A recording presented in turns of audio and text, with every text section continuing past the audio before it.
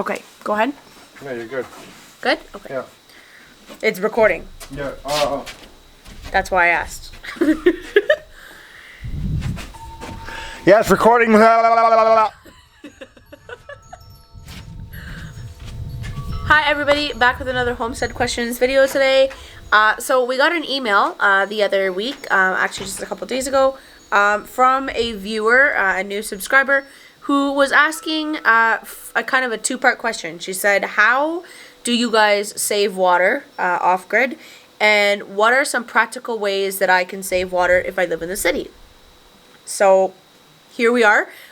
One-part video. This is going to be one-part video, but it's kind of a two-part question. So as for how we save water off-grid, because we do have a natural spring water source, and so we like to make sure that we're being conscious of how much water we're using, and that we're giving back to Mother Nature, that we're also taking care of Mother Nature, because that's supposed to be the whole point of living off-grid, or one of the main points. So how we save water or make sure we're conscious of water, first of all, we take cold showers. That may sound like it's a pretty brutal alternative, but we take cold showers. We do have a propane water heating system. So when I wash my hair, which is twice a week, because it's not healthy to wash your hair every day, when I wash my hair, I do take hot showers, because I'm not trying to wash my hair in cold showers and have an elongated, long, cold shower. But for the most part, we shower in cold showers. That is a way that you can save hot water, at the very least, when you're living in the city. So cold showers is one. Another way that we save water, or that we're conscious of how much water we're using, is when we are watering the gardens. So instead of putting the sprinkler on and just kind of letting things go and letting the water fall where it may, we're very direct in terms of where we make sure the water is going. So hand watering, it does take a lot longer, because you're spraying just certain spots, letting it soak in, coming back and checking it in 10 minutes while you've moved on to the other part of the garden, or another garden perhaps. So we hand water. That is something that helps us save water as well, so that every drop, literally every drop of water that we're putting on the garden is going to a very specific use, rather than just kind of sitting there, or if it's on the outskirts of the garden and it's not quite getting into the soil where it needs to get into. In terms of the laundry and in terms of dishes, so like household chores, laundry and dishes are something that requires hot water if you don't know any better. I do use hot water for dishes. I heat the hot water on the stove, so I will make sure that I have a giant pot, that the pot is on the stove, so that I'm not using the propane water heating system. That's more of a financial saving tip than anything else, but in terms of saving water, that works because we're not using the hot water, we're only using cold water.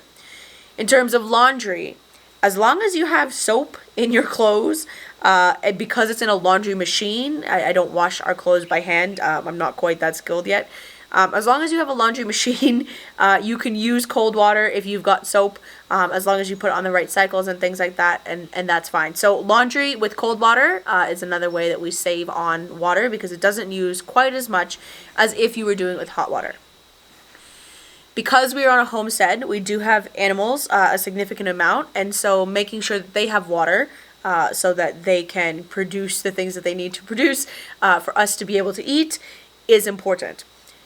Typically, during the summer months or the warmer months, we will only water at night rather than giving them water in the morning and then having to dump it. Reason being, because we free range a lot of our animals, so we do have like pellets and things like that, and grain as well, and we do feed our animals things that we would buy from the feed store, but we do have a significant amount of property that they can free range off of. That means the chickens, the rabbits, and the goats, and the dogs if they happen to find something or get something or hunt something down. What that means is, because they're getting the water that they need from the free ranging that they're doing, that they don't need as much water. And if you think about it, that's actually designed that way. Animals can get the water nutrients or the water content that they need from stuff that they're naturally eating. So typically in the summer months or in the spring months when they are free ranging, which is about, I would say, 5 to 6 months of the year, just depending, we can get away with only watering them at night. That being said, there are water dishes spread around the property, and they're very smart at knowing where they are. So if they do need water, depending on like how hot it is during the day, or depending on the animal situation. Right now we've got definitely a pregnant goat and we have 2 pregnant female rabbits. So they're drinking a little bit more water than they typically would. So we do make sure that there are water dishes available for them, and we make sure we check them morning and evening, but typically we only need to fill them at night because of the fact that they are eating natural foods. So that is it for that portion of the question as to what we do to save water. And that's just at this point with just kind of being 16, 17 months, I think, at this point into this lifestyle.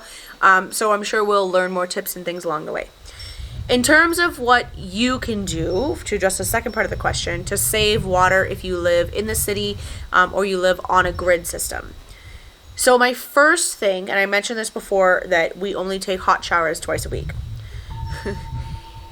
And that those 2 times a week, those are the hot showers that we take, and we enjoy them and we appreciate them. If you live in the city, monitoring your shower time, I'm not saying you necessarily have to take cold showers if you're not quite up for that yet, but it does have a lot of health benefits. If you're interested in that, I suggest you do some research. Cold showers have a lot of health benefits. But speaking in terms of saving water, obviously monitoring your shower time is one of the easiest things to do. Set yourself a time schedule. Don't be in the shower, especially men. Don't be in the shower for like 20 to 30 minutes or even like 10 minutes. I feel like that's a very long shower. As a female who has long hair that I wash, it takes me at this point approximately 8 minutes in the shower. That's if I'm washing my hair, conditioning my hair, and when I wash my hair, I have to wash it twice. I wash, condition, and then wash again. To me, that's 8 minutes, and then like washing my body and everything else. And that's if I'm washing my hair. It is inexplicable to me that you can take longer than that if you're actually showering, right? So if you're interested in trying to save water, I get that it can be hard to turn the water off because it's hot and it feels good and it's nice, but discipline yourself a little bit and learn to save some water. Do not be taking long showers. Monitor your shower time. Or whatever you choose to do in that arena. If you want to take a bath or whatever, that's another thing. Showers, I mean, I haven't looked up the exact statistics, but I'm pretty sure that showers use less water than bathtubs do. So taking showers instead of baths could be an alternative solution as well. My second sort of tip for saving water in the city would be to collect rainwater with some sort of system. You can do this with a rain catchment system. You can do this with some sort of rainwater collection system. Whatever you like. And you can do that in a community versus like with a community where you each kind of collect a little bit and then everybody kind of pitches in and shares because we are all stronger together. Or you can do it by yourself. Obviously, it's a little bit more difficult if you're doing things by yourself, but it's not impossible. So that is something to look into. There's lots of technology out there. Amazon has a variety of things. There's lots of online tools that you can use. There's knowledge out there. You just have to look for it. In terms of a financial saving tip, I mentioned that we only take hot showers twice a week for health benefits, but also because it's the propane that we use, so we don't have to use propane on a regular basis. For those of you who live in the city, you may not be on a propane system, but you may be on some sort of gas or natural gas heater. That would be my assumption if you're living on an on-grid system. In order to save yourself the gas bill, and only have to deal with the water bill, take cold showers. I do know that in terms of a rain catchment system, we also have something, not like but in general, there's an invention called the Worka Water. That's Warka water, the Worka Water. And it's actually an invention that they use in Africa already. And they literally pull the moisture out of the air and turn it into water. Which makes sense if you think about it scientifically, but that's something that's really cool that works science-wise. So if you can get one of those or create one of those, or make sort of a Worka water system yourself, that would be something to look into as well for a rain catchment system. In terms of supplying your own sort of water, you can create a pond. I know digging a well can be very expensive, and it can be very costly. Not to mention, if you're digging a well, you're going to have to find a suitable place to dig a well because you can't just dig a well anywhere. And if you've got like rules and regulations on your property, if you're renting in particular, then that may prove to be more difficult than you think. But creating some sort of pond could work potentially depending on where you are. The double advantage with creating a pond is that you can also stock that pond with fish, and then have your own, and then the fish will just kind of breed themselves, and you'll have your own food supply, which if you check out the previous video that we did earlier this week on food shortages, that is something that you might want to look into, is you're creating your own food supply so that you are not dependent on the system. Pretty sure that's all I've got for water saving tips. I hope that answers your question, and I hope that for the rest of you who didn't necessarily ask the question, that this provides some helpful advice for you, that you got some ideas. Thank you so much for watching, and I'll see you guys on the next one.